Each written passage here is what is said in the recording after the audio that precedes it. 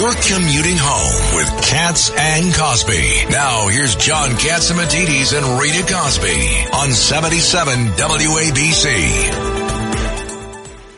Well, joining us now to talk about Hunter and also to talk about the Veep stakes. Who is President Trump going to pick as his running mate? It's going to happen in the next day or two. Everybody's watching.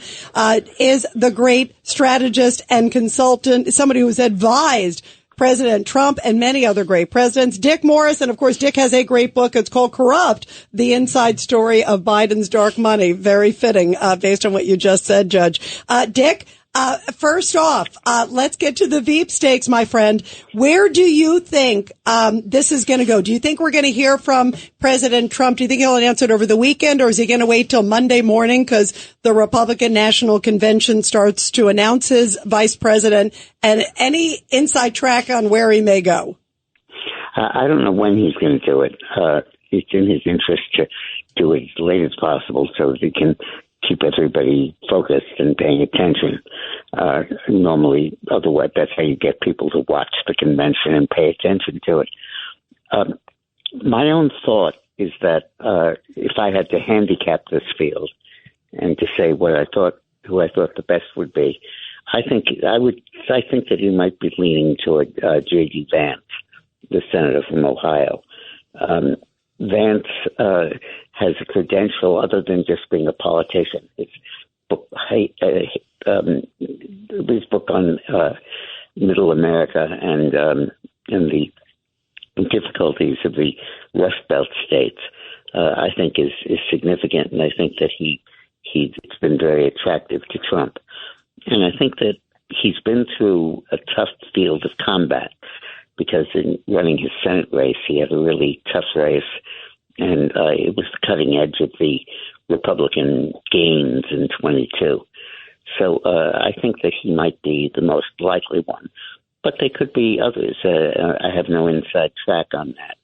And I haven't really been backing anybody. You know, Dick, as they're looking at deciding where the vice president is, and you know this all too well, if I were President Trump, I agree. I'd wait to the last minute, not only for the anticipation of the Republican National Convention. I would also, the Democrats, President Trump, he's watching, they're imploding. Let them keep the news cycle, if you will. There's a lot of focus. Yeah. And we've got, of course, this enormous news conference about to happen an hour from now. How important is this news conference? And do you think the press is finally going to do its job, as they finally have been, I would say, in the last week or two, but where they've been the whole time? Well, they've been hiding, and they've been hiding Biden and doing everything they can to perpetuate the myth that he can serve as president. I think that there's a very good chance that I think we have to see the Biden saga as being in three phases.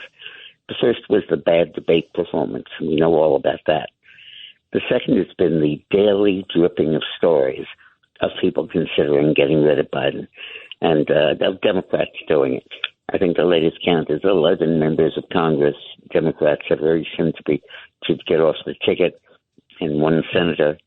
And I think that drip, is having a serious effect on Biden's candidacy and spreading the notion of dysfunction.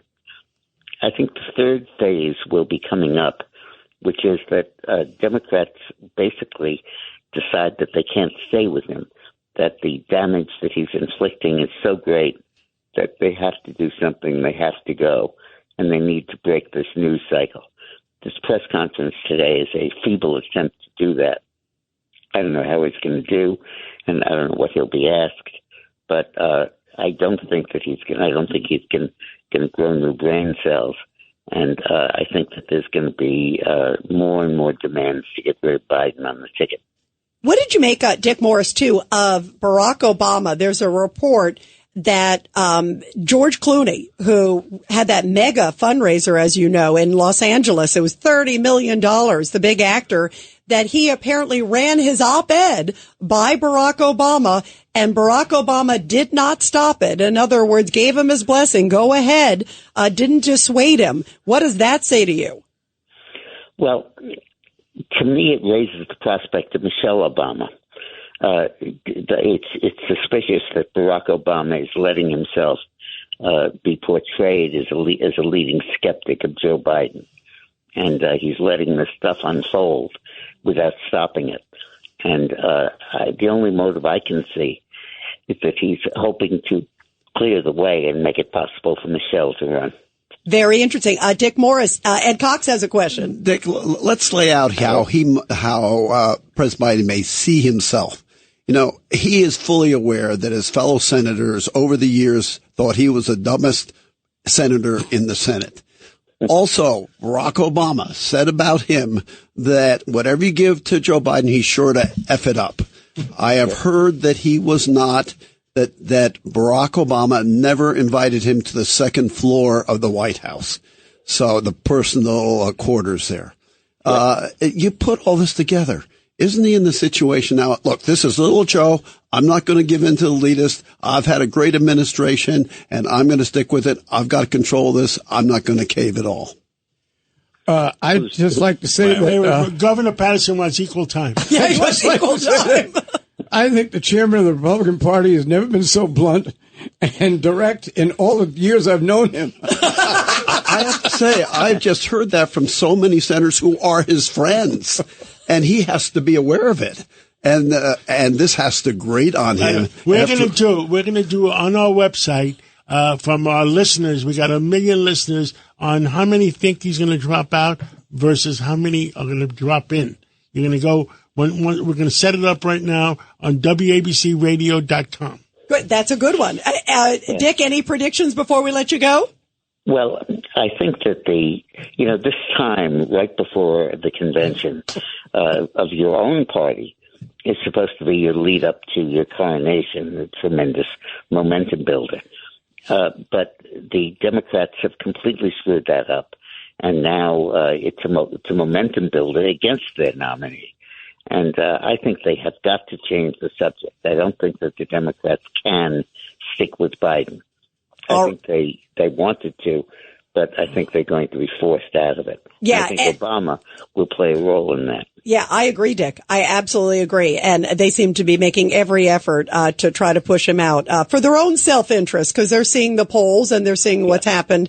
Dick, we love you. Thanks for being here. Thanks so much. You, Rita. Thanks you, John. so much. Thanks so much. Dick. Hi, it's Lou Dobbs for Priority Gold, America's precious metals dealer. These are volatile times with high inflation, soaring debt, wars on multiple continents, and rising financial stress. Central banks are buying gold to diversify their reserves, so are many Americans. Call Priority Gold and find out how precious metals can help you diversify your portfolio. They're highly rated and happy to help. Call 1-866-303-6357 or get a free gold guide at PriorityGoldGuide.com. That's PriorityGoldGuide.com.